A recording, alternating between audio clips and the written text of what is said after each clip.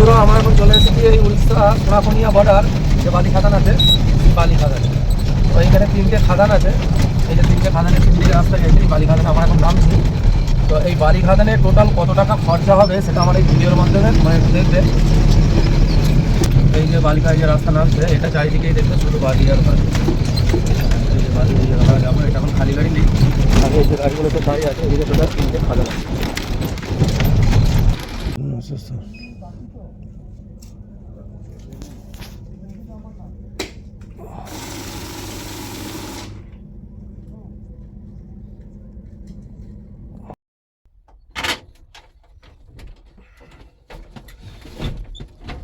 তো আমরা এখন এই স্লিপ কেটে এলাম টাকা দিয়ে, এই যে 2টো টোকন দিল।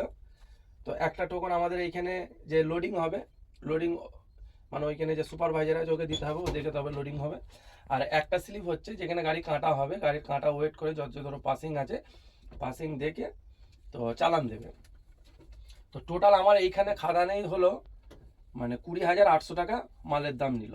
এবার এইখানে জিসিপি আছে, জিসিপি 200 টাকা নেই, আর কাঁটা আছে, কাঁটাতে খরচা আছে। তো টোটাল ধরো না এইখানে যে আর মালটা আনলোড করতে গেলে খালি করতে গেলে 1200 টাকা নেই। আর ড্রাইভারের আছে 1400 টাকা, মানে ড্রাইভারের প্রত্যেক টিপে বক্সেস দেওয়া হয় 1400 টাকা। খালাসির আছে 500 টাকা। আর ড্রাইভার খালাসির খোরাকি আছে 24 ঘন্টায় 600 টাকা।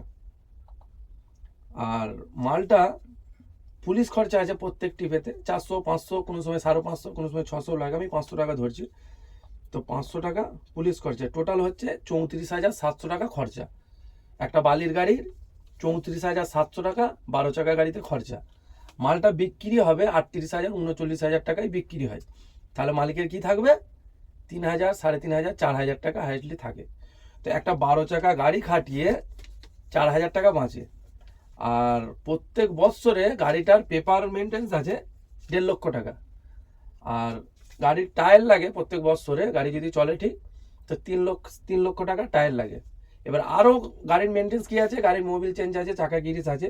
টোটাল এত টাকা যদি গাড়ির মেনটেন্সও খরচা হয়, তার জায়গায় মালিকের বাচ্চিত কি হচ্ছে 3,000, 4,000 টাকা গুনারুটি মাপা শুরু। তো যদি 3,000, 4,000 টাকা যদি একটা মালিকের যদি বাচ্চিত হয়, তো কোনো গাড়ি ধরো না 40,000 টাকা কিস্তি আছে, কোনো গাড়ির 50,000 আছে, কোনো গাড়ির 60,000 টাকা আছে। তাহলে গাড়ির মালিকদের কি থাকবে, কারণ এই মালের যে রেটটা এটা গত বছরেতে 12,000, 13,000 টাকা ছিল। তো যেমনি সামনে ইলেকশন এসে গেল, মানে 1 বছরের মধ্যে মালের রেটটা ডবল হয়ে গেল। এটা আগে আরও বেশি ছিল, এখন এই ধরো 1-1.5 মাসের মধ্যে একটু রেটটা কমিয়েছে। এখন ধরো 21,000 টাকা, আগে ধরো 25-30,000 টাকার মতো মালের দাম ছিল। তো যদি বালিতে এত টাকা করে যদি নেওয়া হয়, কারণ এটা তো আর কোনো ফ্যাক্টরি ভাবে ম্যানুফ্যাকচারিংয়ে তৈরি করছে না, এটা নদী থেকে ভেসে আসছে, আমাদের করে বালি লোড দিচ্ছে।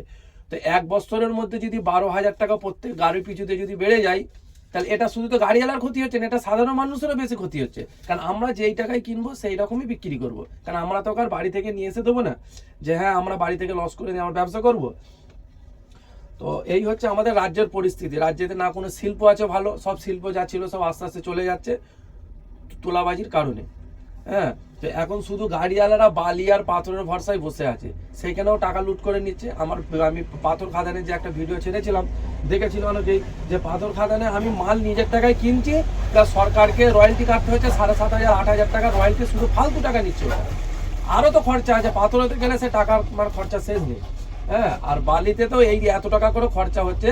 তো 24 ঘন্টা এই যে গাড়ির লাইনটা দেখো, এই যে গাড়ি এতটা, এই যে গাড়িগুলো দাঁড়িয়ে আছে, এই যে গাড়ির এই যে লাইনগুলো এত গাড়ি আছে। হ্যাঁ, তো আমাদের এই 3 দিন মানে কি বলে 24 ঘন্টা পার হয়ে যায় এক সময়। এই যে গাড়ি, ওই যে জিসিপি গাড়িগুলো আসছে ওই দিক থেকে, এই ঘুরে ঘুরে গাড়িগুলো আসছে এত দূর থেকে গাড়ি লোড করে, মানে প্রত্যেক দিন 80টা, 90টা, 100টা করে গাড়ির লাইন থাকে। লাইন পার করে করে আমাদের করে লোড করতে হয়। তো এই হচ্ছে আমাদের মানে বর্তমান পরিস্থিতি।